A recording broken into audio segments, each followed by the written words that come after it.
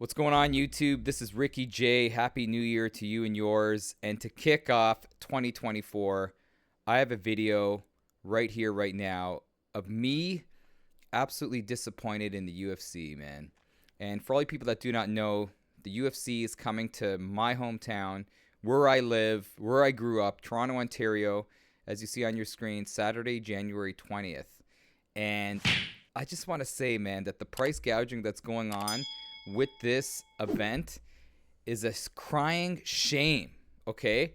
We're going to get into it a little bit deeper in this video, but you see it on your screen, man. That is an absolute travesty what they're doing here to the fans here in Toronto. But I want to just tell you, because I know some of you may be watching this and they're like, who is this guy talking? I am a diehard UFC fan, okay? I've been a UFC fan back in 1993 when UFC 1 started, when we saw Royce Gracie just dominate. Holy cow, 170 pounds, soaking wet, taking on all comers. And I even went to UFC in Buffalo. Dude, UFC 7.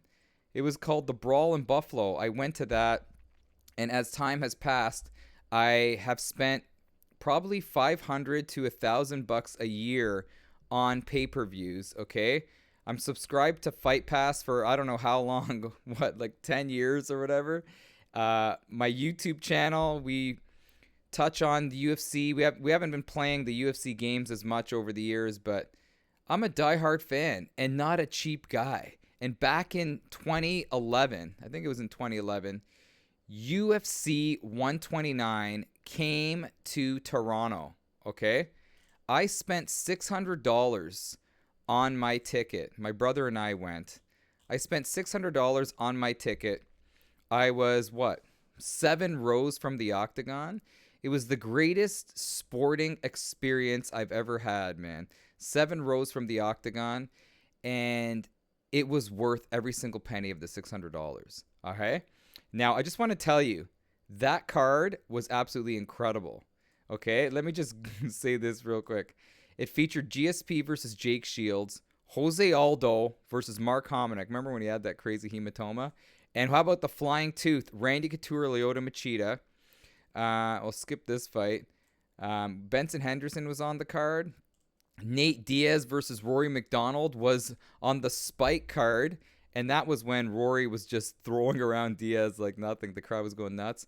Jake Ellenberger, who's a top contender, was on the card.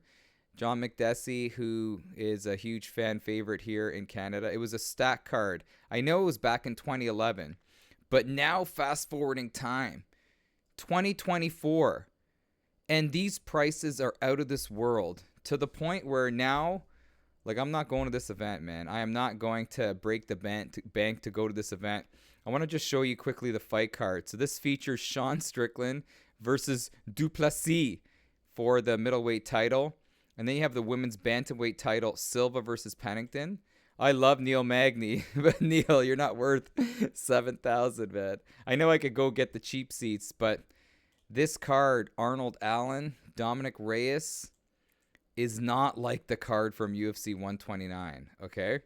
And the prices. Let's now get into the prices. All right, so here are the prices for UFC 297. So look right here, man. $12,000 a ticket. How good is this ticket? Let's see. Okay, so that's row 1. So if you want to sit with Dana White, $12,000 a pop. I'm just kidding. You're not sitting with Dana White. But that is nuts, man. The average ticket price for this event is $1,000. So here we go. $5,000, and that's 2 rows.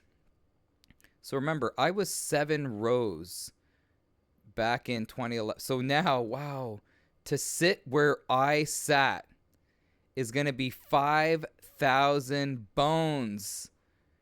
Oh my gosh, man. I'd rather put that money on the mortgage. But yeah, we were about like, this is a really cool program.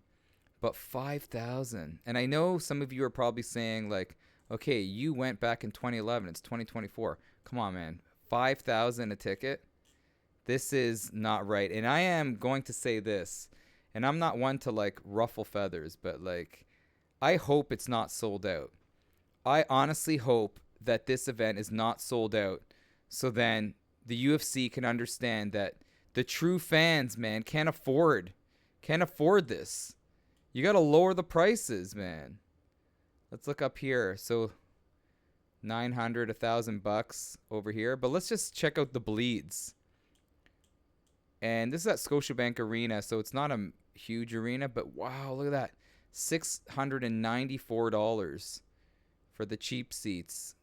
Let's go right up here.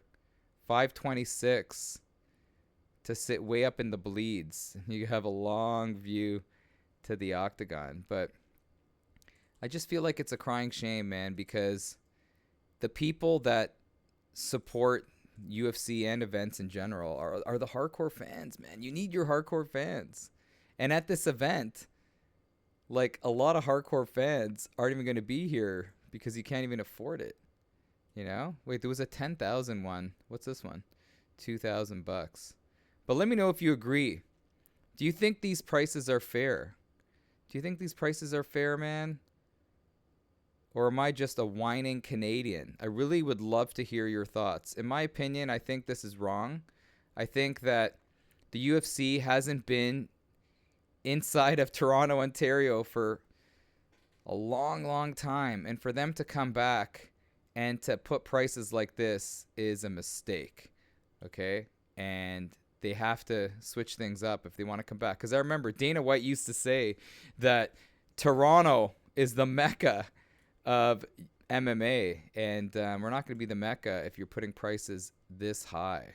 But we'd love to know your thoughts on this one, but I'm standing by that this is so wrong.